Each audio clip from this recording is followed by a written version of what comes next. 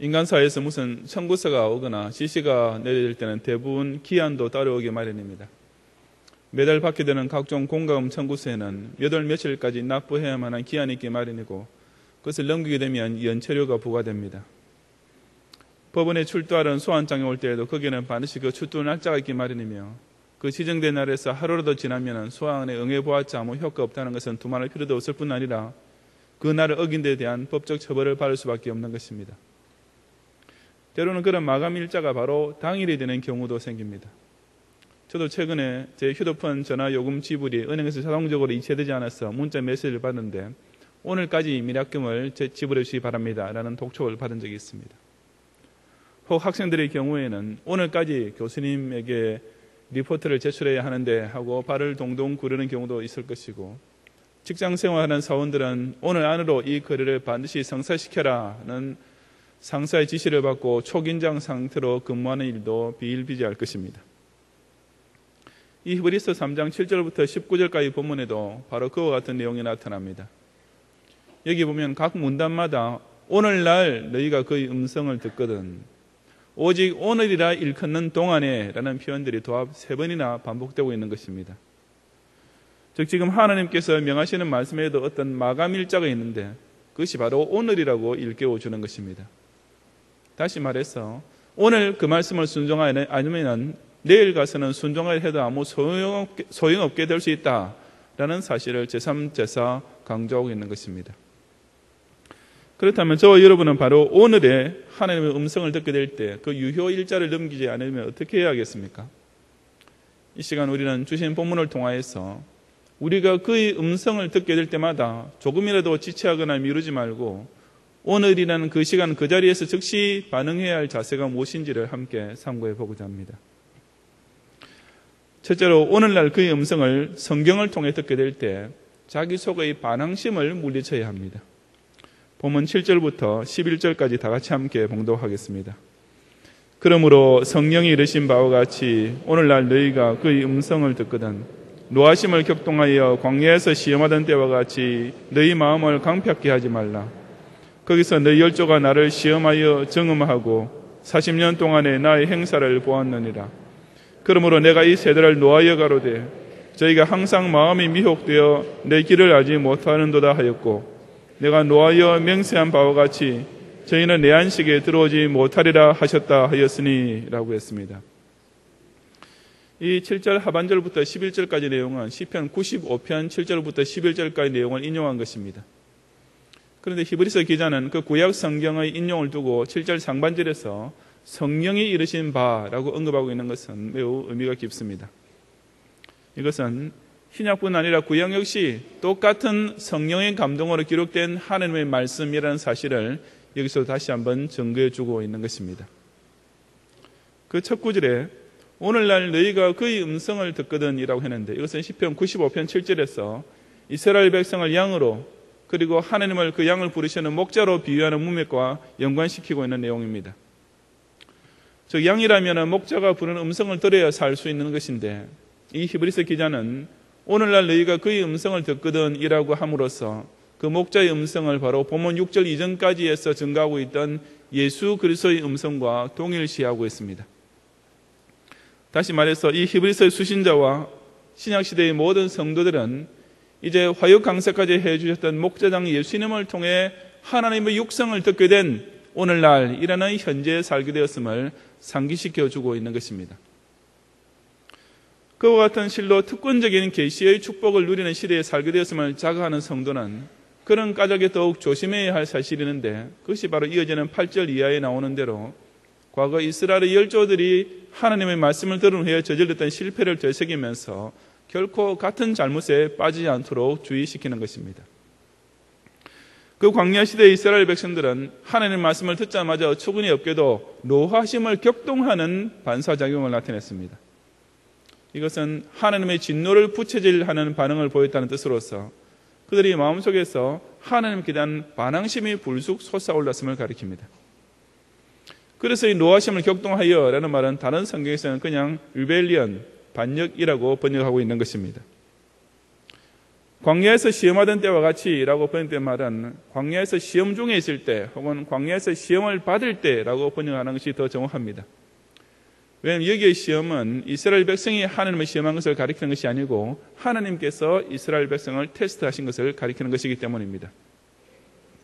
그렇게 해서 문장을 다시 번역해보면 이스라엘 백성이 광야에서 하나님의 시험을 받을 때에 그 하나님께 오히려 반역했던 것을 오늘 너희는 따르지 말라는 의미가 되는 것입니다. 그렇다면 이스라엘 백성은 도대체 어떻게 하나님의 노하심을 격통케 하는 반역까지 저지르게 되었습니까? 그 출발은 바로 마음을 강팍하게 한 데 있었습니다. 이 강팍하게 하다라고 번역되는 단어는 말라서 단단해지다라는 뜻으로서 하나님의 말씀 앞에 완전히 닫혀있는 상태를 가리킵니다. 구약 성경에 보면 이스라엘 백성의 심령이 바로 그처럼 영적인 고집불통, 선입견, 반항심 등으로 딱딱하게 굳어져 있음을 비유할 때 이 강팍한 마음이라는 표현을 아주 자주 쓰고 있습니다. 그처럼 하나님의 음성 앞에서 딱딱하게 굳은 마음으로 반응했을 때 그 이스라엘 열조들은 하나님의 말씀에 순종하기는커녕 40년 동안이나 하나님께서 행하시는 행사를 보고도 오히려 하나님을 시험하며 증음했다고 했습니다. 하나님을 시험했다는 말은 하나님이 정말 살아계신가 아닌가를 테스트하는 뜻으로서 그 자체가 이미 하나님의 살아계심을 믿지 않는 불신앙임은 두말할 필요도 없습니다. 또한 하나님을 증험했다고 번역되는 말은 하나님을 조사하다 혹은 확인해보다 라는 뜻으로서 쉽게 말하자면 감히 하나님을 떠보려 했다는 뜻입니다. 이처럼 말씀 앞에 강팍한 심령은 하나님의 살아계심을 도전하고 하나님 뜻을 떠보려 하는 극단적인 교만과 불신앙으로 직결될 수밖에 없었던 것이었습니다. 그리고 그 결과가 어떻게 됐습니까? 10절에 이어지는 대로 하나님께서는 그들에게 노하실 수밖에 없는 것이 당연한 일이었습니다. 하나님은 목상이나 석상처럼 무반응의 우상이 아니라 살아계신 인격적인 신이신 까닭에 그처럼 당신께 대하여 무례하게 짝이 없도록 반역하는 자들에 대하여 공의로우신 진노를 바라실 수밖에 없었던 것이었습니다.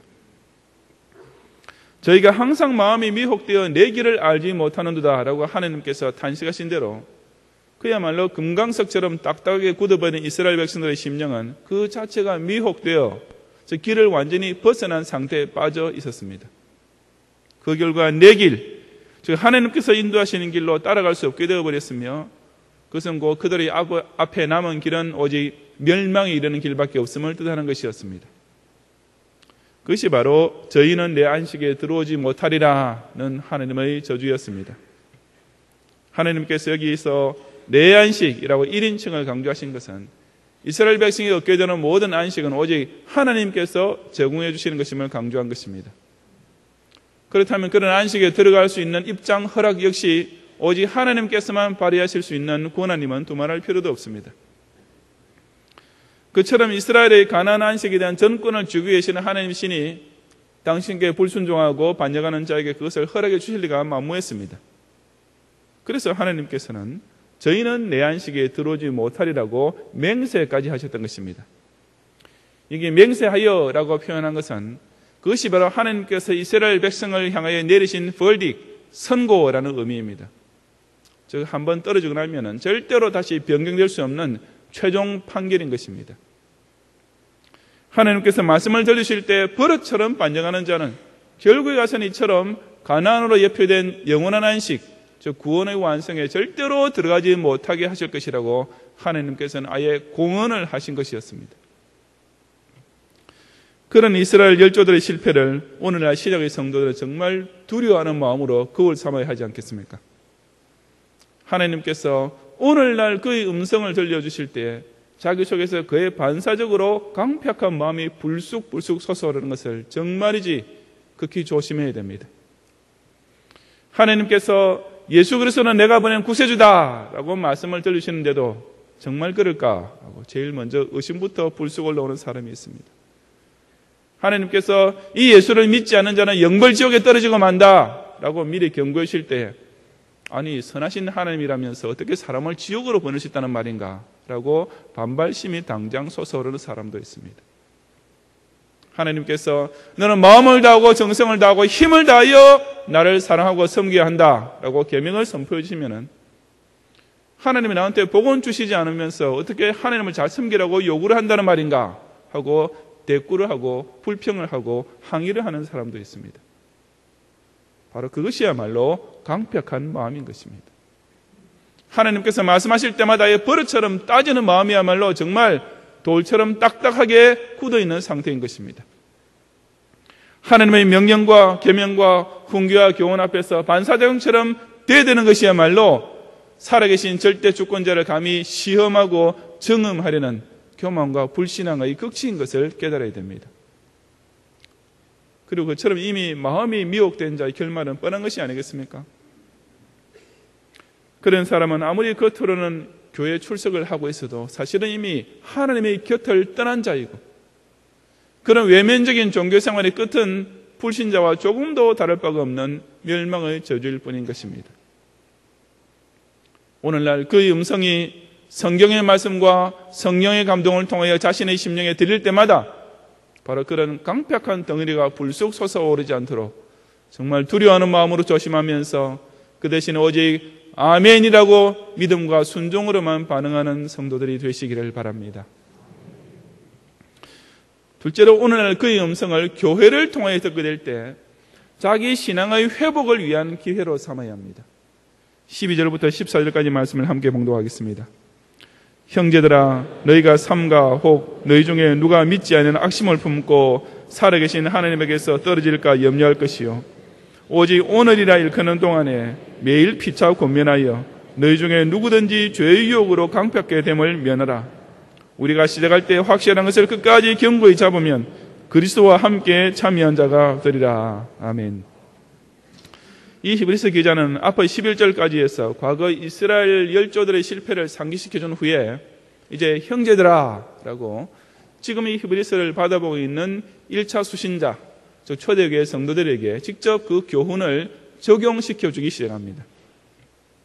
형제란 잘 아시다시피 예수 그리스도 안에서 새로 형제된 자라는 뜻으로서 오늘날 성도라는 호칭처럼 당시 초대교회에서 교우들이나 신자를 부를 때 널리 사용되던 호칭이었습니다. 삼가라는 말은 조심하여라는 뜻입니다. 너희 중에 누가라는 바로 이미 교회 안에 있는 형제 교인들 가운데 한 사람이라는 뜻입니다. 즉 그 조심하는 대상은 물론 자기 자신부터 되어야 하겠지만 특히 이 본문에서는 곁에 있는 성도들에 대한 조심을 강조합니다. 그처럼 조심해야 될 상태는 바로 믿지 아니하는 악심을 품게 되는 것이라고 했습니다. 이 믿지 아니하는 악심, evil heart of unbelief, 다른 말로 불신앙의 악한 마음은 바로 앞에 나온 강팍한 마음과 똑같은 것입니다. 하나님 말씀에 반역하고 거부하는 마음은 그 어떤 경우에도 양심선이 될 수 없고 건전한 비판 정신의 발로도 절대로 아닙니다. 그것은 100이면 100다 악한 불신앙일 뿐인 것입니다. 그러니 자신의 심령이 그런 상태에 머물러 있는 자는 자동적으로 살아계신 하나님에게서 떨어지게 될 수밖에 없다고 했습니다. 여기 떨어진다라는 말은 거리가 멀어지다는 뜻이 아니고 fall away, 본체에서 떨어져 나가다라는 뜻입니다. 그래서 설교 말씀에 의구심이 생기고 교육자의 권면에 반항심이 솟아오르는 사람은 바로 그런 생각이 드는 순간순간마다 하나님께로부터 그만큼 떨어져 나가고 있다는 뜻입니다. 한 번 더 말해서 교인 가운데서도 말씀에 대해 믿지 않은 악심을 은연중에 품고 있는 사람은 끝내 하나님과 완전히 단절되고 마는 끝장이 올 수밖에 없는 것입니다. 이것은 정말로 염려해야 할 일 아니겠습니까? 히브리서 기자는 바로 같은 교회를 다니고 있는 너희 중에 혹시 그런 교인이 생기지 않도록 염려하라고 하면서 그런 까닭에 오직 오늘이라 일컫는 동안에 매일 피차 권면하여 너희 중에 누구든지 죄의 유혹으로 강팍하게 됨을 면하라고 명하고 있는 것입니다. 아까는 성령께서 성경을 통하여 우리에게 들리신 하나님의 음성이 여기서는 바로 성도가 서로를 피차 권면하는 말을 통하여 들리고 있습니다. 저 교회의 강단을 통해 듣게 되는 설교 말씀, 교역자가 신방을 와서 권면해주는 말씀, 혹은 같은 교인끼리 서로 일깨워주는 영적 조언들 역시 근본적으로는 하나님께서 들리시는 그의 음성인 것입니다. 그 중에서 특히 성도끼리의 권면이 때로는 목사의 설교보다 더 효과적일 수도 있습니다. 평소에 서로 잘 알고 가깝게 지내는 교우 사이에서 진지하게 정말 그 영혼을 아끼는 마음으로 권면해 주는 것은 목사가 공적으로 많은 교인들 앞에서 설교하는 것보다 듣는 사람에게는 오히려 더 강하고 뜨겁게 와닿을 수 있기 때문입니다. 실제로 그런 권면은 아주 큰 힘을 발휘할 수 있습니다. 교회를 통하여 서로의 신앙생활에 대하여 일깨워주고 격려해주고 때로는 경고와 책망까지 해주는 것은 그 상대방 교우로 하여금 죄의 유혹으로 강팍해 됨을 면하게 해줄 수 있다고 말씀하고 있기 때문입니다. 예수 신앙 고백을 하고 교회에 다니고 있는 사람이라 할지라도 사단은 할 수만 있다면 택자까지도 미혹하려고 온갖 수단 방법을 다 동원하여 죄의 유혹에 빠뜨리려 하고 있습니다. 그리고 그런 미혹에 빠져들기 시작하면 그 사람의 마음은 점점 더 강팍해지고 결국에는 하나님을 영영 떠나는 불신으로까지 시달릴 수밖에 없습니다. 그런데 그런 사단의 유혹을 미리 막을 수 있는 아주 효과적인 대비책이 바로 교회를 통한 성도끼리의 권면이라고 한 것입니다. 이미 죄의 유혹에 완전히 빠져버린 후에 교육자가 알게 되면 그때는 늦어버린 경우가 많습니다. 하지만 교육자보다 평소에 훨씬 더 자주 만나고 서로의 사정을 잘 알고 있는 교인들 사이에서는 누가 잘못된 길로 가고 있을 때에도 그것을 제일 먼저 볼 수 있지 않습니까? 바로 그런 경우에 즉시 상대방을 향하여 아무개 교우님 그렇게 하시면 안 됩니다. 그것은 죄의 길로 빠지는 것입니다. 라고 바로 잡아주고 당신이 지금 우리 교회에 대하여 그런 식으로 불만을 가지고 우리 목사님의 설교에 대해 그런 식으로 반발심이 드는 것은 바로 당신의 마음이 하나님의 말씀 앞에서 굳어있기 때문입니다. 라고 간곡히 권면해 주면 그와 같은 마귀의 유혹들을 초전에 물리칠 수가 있는 것입니다. 그렇다면 그처럼 성도끼리 권면해야 될 내용은 무엇이겠습니까? 이어지는 14절에 보니 우리가 시작할 때 확실한 것을 끝까지 잡으면 이라고 했습니다. 우리가 시작할 때란 바로 처음 믿을 때란 뜻입니다. 확실한 것이란 기초적이면서도 불변하는 복음의 기본 진리들을 가리킵니다. 다시 말해서 성도가 서로 고민을 할 때 무슨 신학적으로 차원이 높고 깊은 지식을 알아야만 할 수 있는 것이 결코 아닌 것입니다. 그것은 그저 예수님을 처음 믿을 때 배웠던 기본 교리와 기초적인 신앙생활을 가지고서도 충분합니다.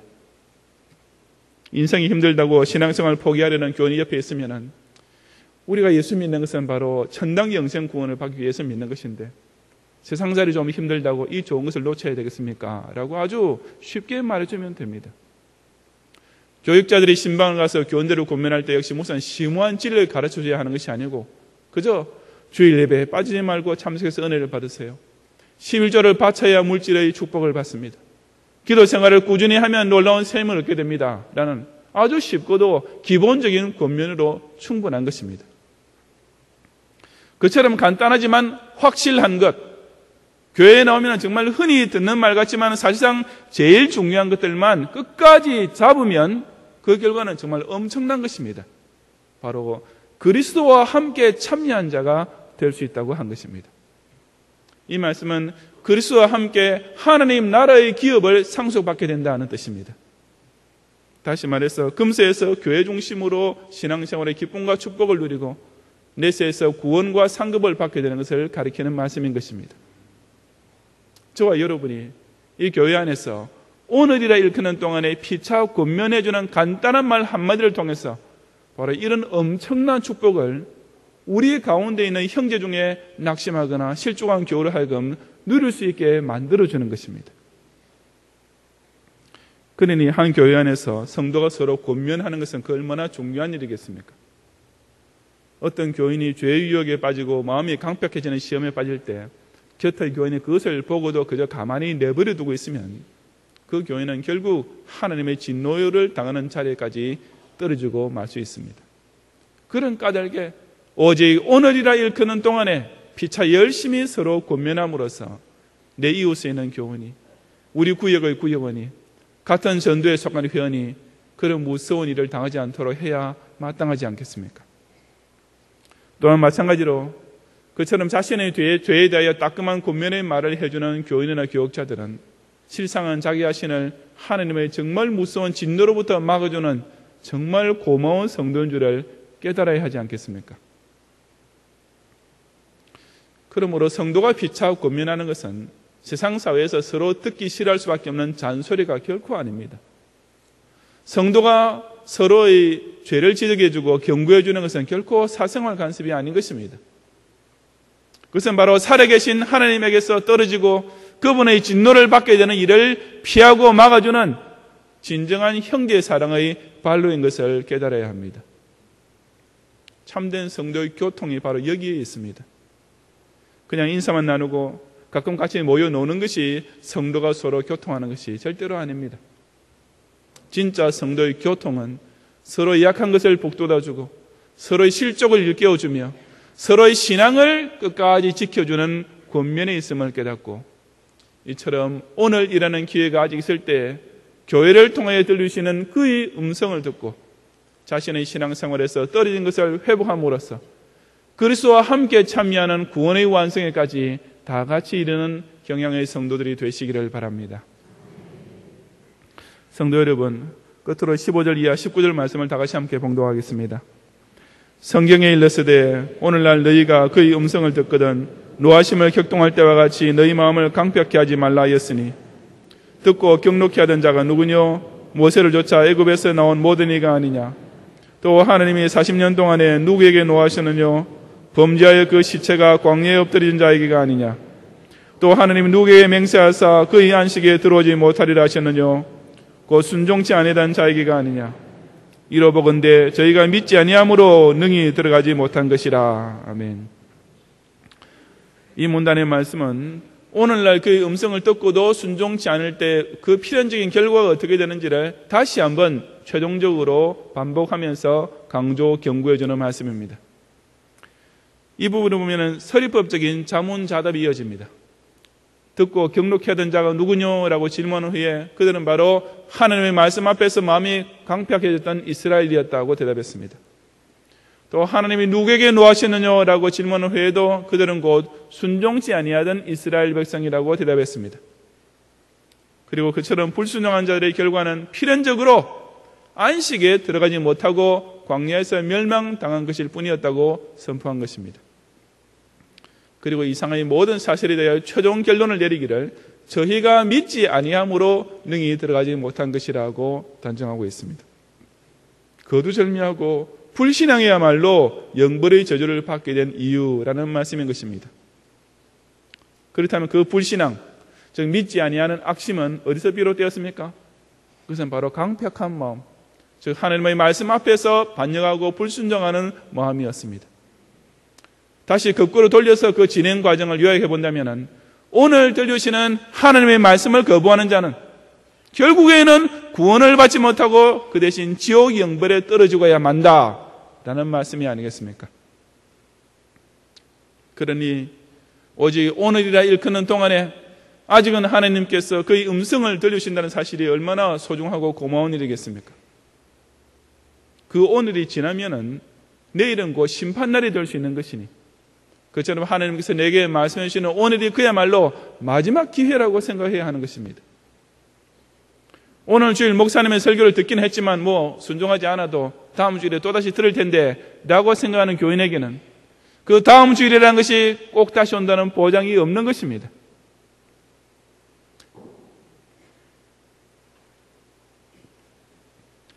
오늘 신방으로 온 전도사님이 권면해 주는 말씀, 그 교역자를 통해서 들리시는 하나님의 그 음성을 듣지 않으면 내일은 아주 없을 수도 있는 것입니다. 그러니 오늘날 너희가 그의 음성을 듣거든 노하심을 격동할 때와 같이 너희 마음을 강팍케 하지 말라. 이 간절한 말씀을 여러분이 들어야 되지 않겠습니까?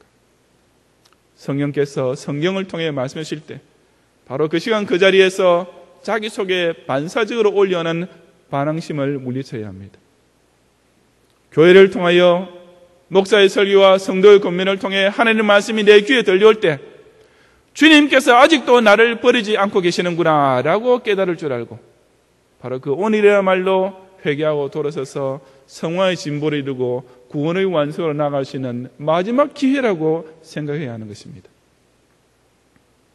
오늘날 그의 음성이 아직은 내게 들리고 있다는 사실은 아직도 주님께서 나를 사랑하시며 당신의 택자를 결코 놓지 않고 계신다는 증거인 줄로 깨닫고 성경과 교회를 통하여 우리에게 들리시는 하나님의 말씀 앞에서 늘 마음을 활짝 열고 순종함으로써 처음 믿을 때의 확실한 것을 더욱 견고히 붙잡는 가운데 재림하실 그리스도의 영광에 꼭 함께 참여하는 경향의 성도들이 되시기를 주님의 이름으로 축원합니다.